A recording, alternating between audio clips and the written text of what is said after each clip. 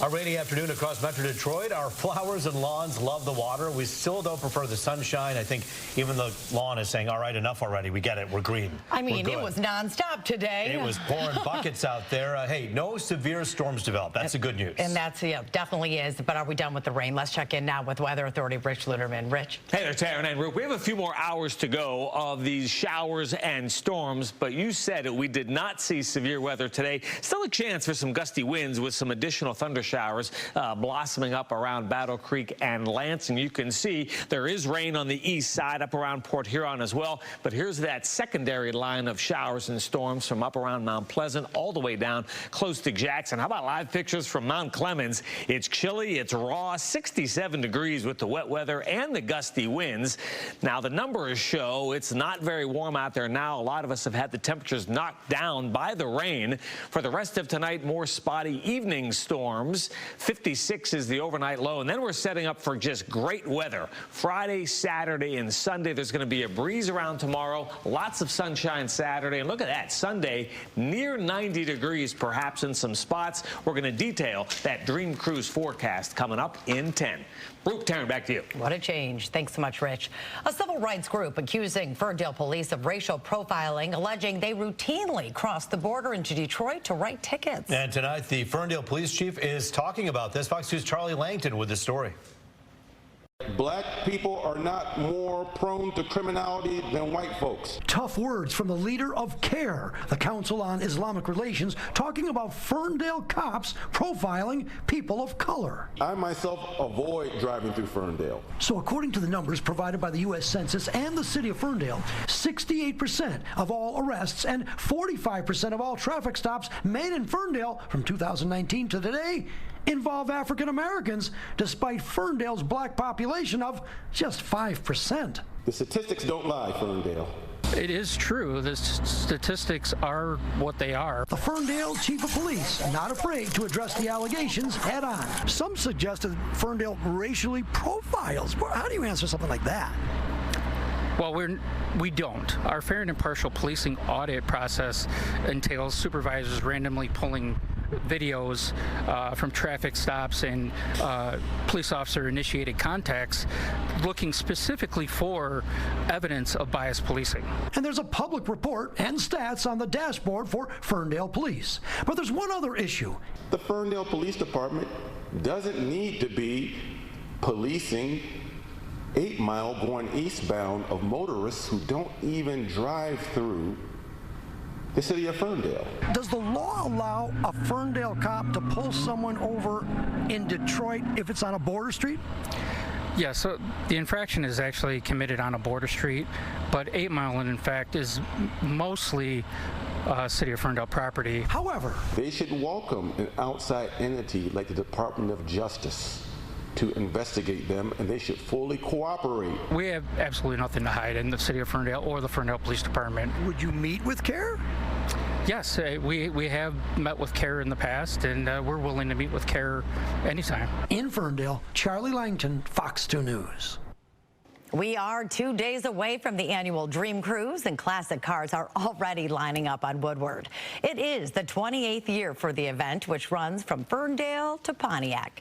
On Saturday, no commercial vehicles or trailers will be allowed on that stretch of Woodward. Police say they want the focus to be on those classic cars.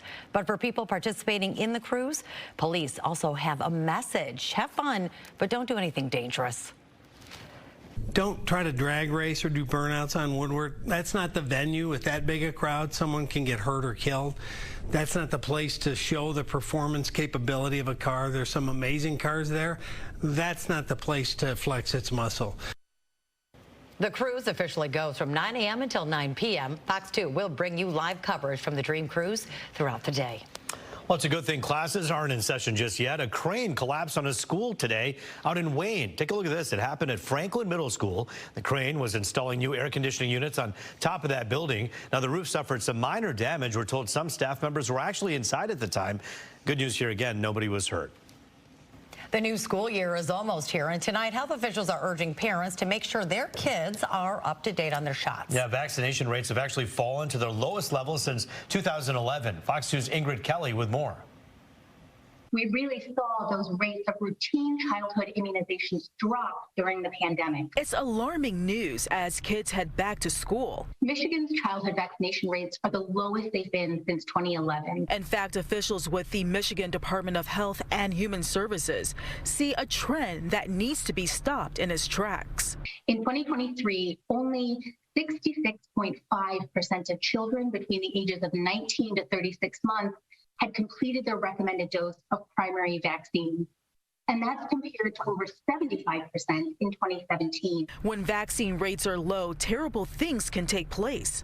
I know firsthand how devastating a vaccine preventable disease can be. In 2012, I lost my infant daughter, Francesca Marie, to whooping cough, also known as pertussis. That led this mom to start an awareness initiative to help the public learn about vaccinations. I urge parents to put immunizations at the top of their back to school list. State officials make it clear when parents don't prioritize childhood vaccinations, it impacts many. These schools and communities with low vaccination rates are at increased risk of outbreaks of diseases such as measles, mumps, rubella, and chickenpox, just to name a few. Now there's a push to get families back on track to obtain herd immunity. We really talk about 70% as being the minimum to provide herd immunity. Officials say school-based health centers can help. And we have 24 school-based health centers in 5 counties in Michigan. We provide access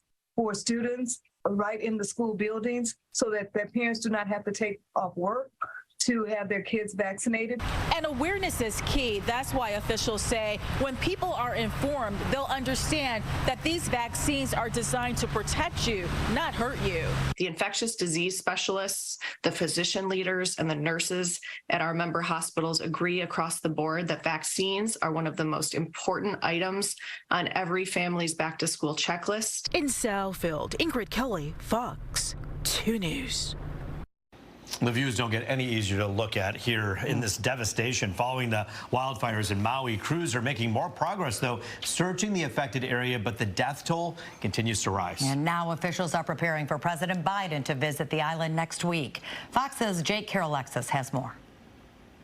As the death toll climbs in the town of Lahaina, hundreds of people remain missing. Hawaiian officials, though, caution the numbers could change as cell service is gradually restored.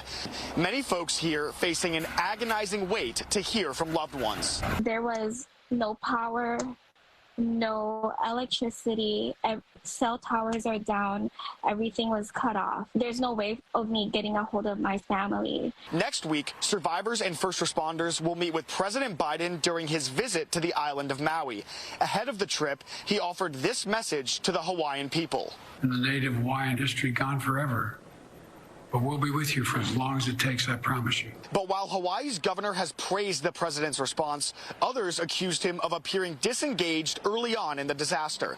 The White House now pushing back, telling Fox News on Thursday, quote, "We won't be lectured by Republican officials in Washington who are doubling down on denial of the climate crisis that is devastating red and blue states."